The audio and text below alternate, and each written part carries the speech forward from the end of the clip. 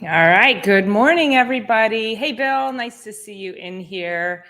I was racing out of the house today, and my apple tree that is in my garage is blooming.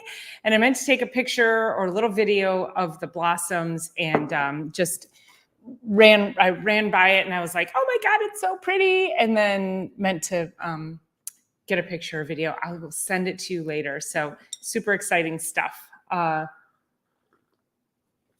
All right, how's everybody doing this morning? So Reset Monday again, welcome in.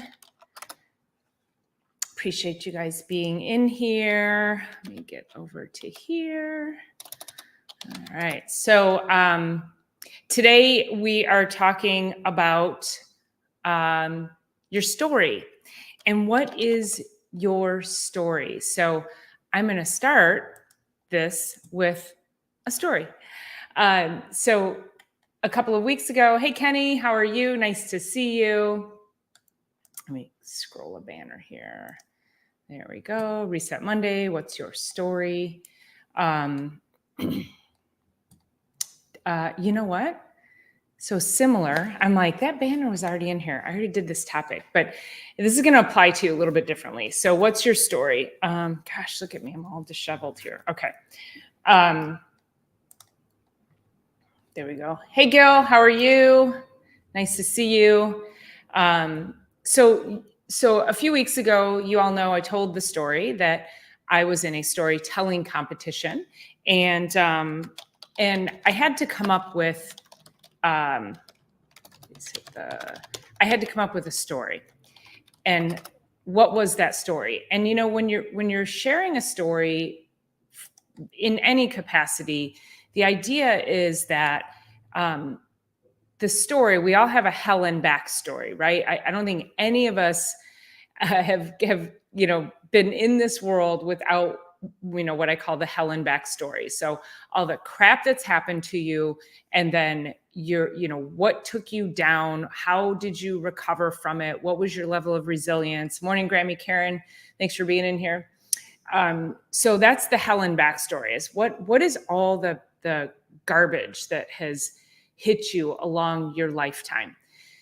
And the story, that's the story, right? But there's more to that story. And so this is going to springboard us into taking action to make decisions for yourself, your health, the health of your family, that are going to drive you forward and feed into your longevity.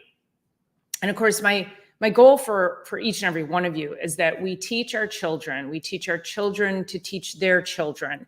We need to leave a legacy of health and wellness, because that's true legacy. So, it's way beyond, wealth. It's way beyond materials.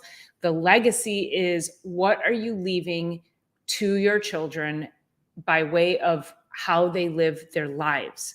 What lifestyles are they adopting? Are they healthy, that are going to help them have longevity, or are they, going to live a life of, fast food and no exercise? So, we really want to encourage you to make sure you're thinking of that. What is the legacy you're leaving, either by example, by the words you speak, by the actions you take. So when I told this story, and this particular story was about me and my mom, and shopping with her when I was a little girl, and having to pay for groceries with food stamps, and and then the words that she would use around us on a daily basis, and how morning, Kathleen, and how that impacted me. But I didn't realize it until many years later. And so it's important that you start to recognize words, phrases, actions, things you've seen, things you've heard from your parents. I call it, mother, father, teacher, preacher. So there's always people around you that influence you. And so what were those influences? And then what did you do with them? Because so many people today tell themselves a story about why they won't change their dietary habits, why they can't exercise, why they have a poor mindset, which we've had a lot of conversations on this show about mindset. And many people don't even realize they have a poor mindset. But how do you get into a growth mindset? And that might be a future topic of conversation is how do we get into a growth mindset? So, Kenny, I'm so, as I get older, I don't like I'm naturally awake, like now 6:45 to 7:00, naturally awake. I think that's plenty. I don't need to, it's the getting up and going to work piece of it that's highly overrated, but we all got to do it, don't we? So what's your story?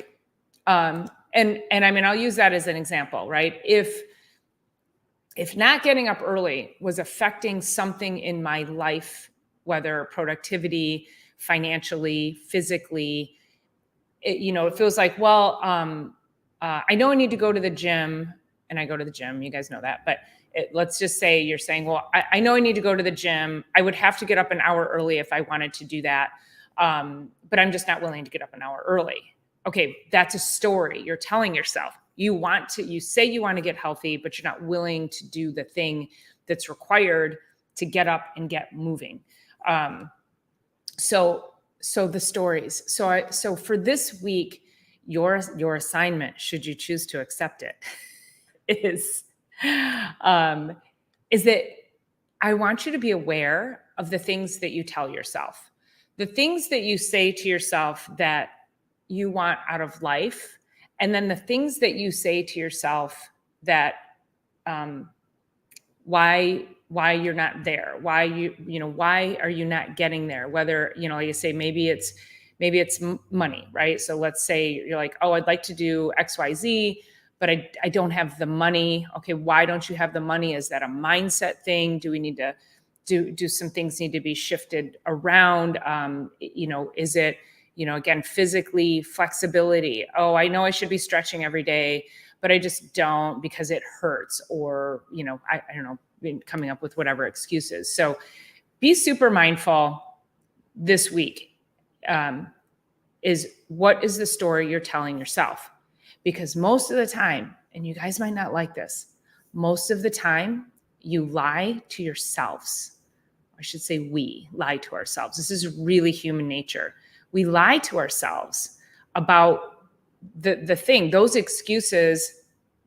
Again, if you go back and you listen to my story that I did for the storytelling competition, I likened it to having, old luggage and putting these stickers of negative messages all over it. And those are the excuses that we've lugged through life. It's our baggage. And we lug all of this through life. And we look at it and then we're like, yeah, that's me. And you make yourself a victim to the things that have actually forged who you are today. So let's move ourselves out of that victimness, out of that unknowing. The garbage that you went through. Now, what's the opposite that we can do to improve upon that, make it better? How can we have more positive messages? How can we pass these positive messages along to our kids? Listen, we're going to screw our kids up anyway, okay? For any of you who have kids, they're going to have their own set of challenges. And my parents screwed me up, when they get to be adults, if they're not already talking about it, already.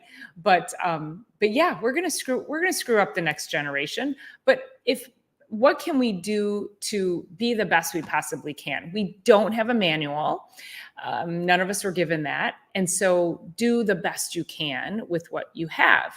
And oftentimes positive words, positive actions, positive affirmations are going to clearly offset the negativity, which is, if you were raised in the 70s and 80s, it was, I don't know, even in Leave It to Beaver world, that was a, highly communicative,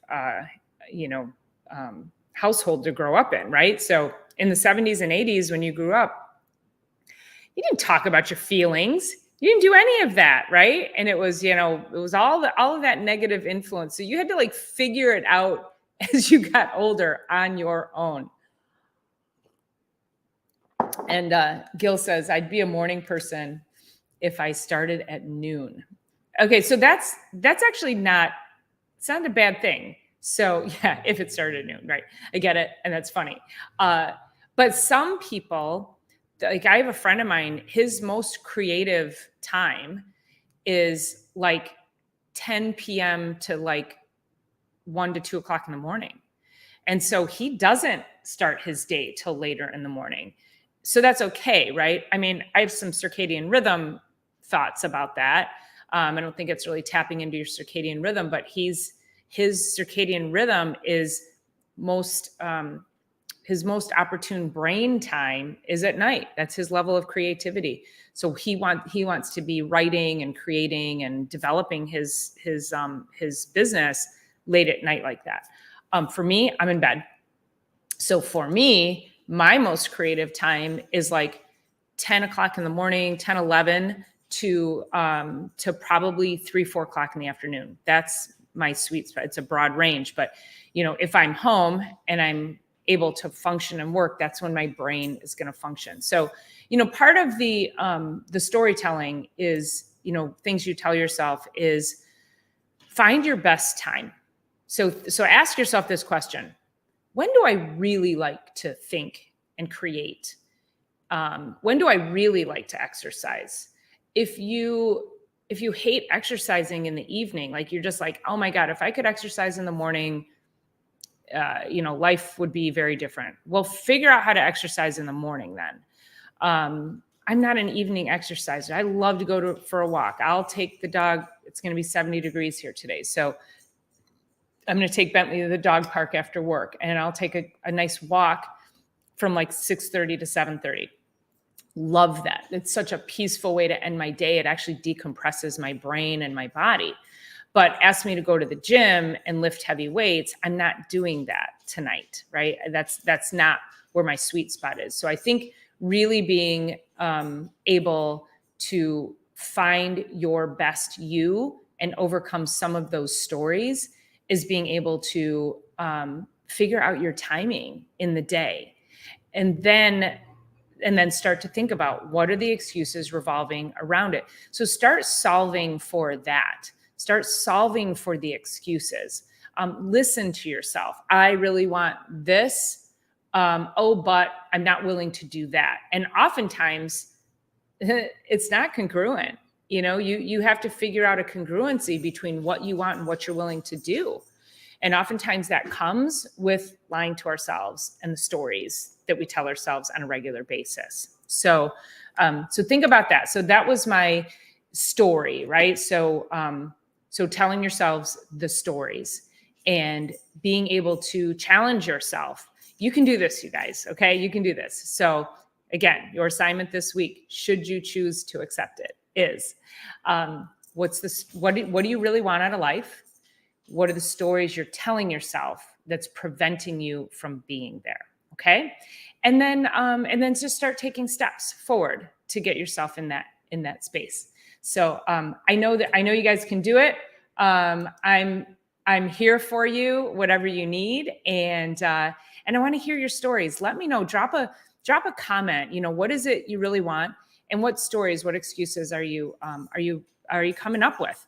And you'll find you're like, oh my God, I tell myself this all the time. So we can stop that. We can overcome it. Kathleen says, if I question my daughter, her reply would be, you made me this way. And my reply is, what I created and what you have become are two different things.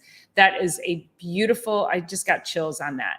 And I tell my daughter that all the time too, and she'll say, I'm not you. I can't, I'm not a superhuman, which I'm like, oh, gosh, she thinks I'm superhuman. That's cool. But you're right. We have to teach that is also legacy, right?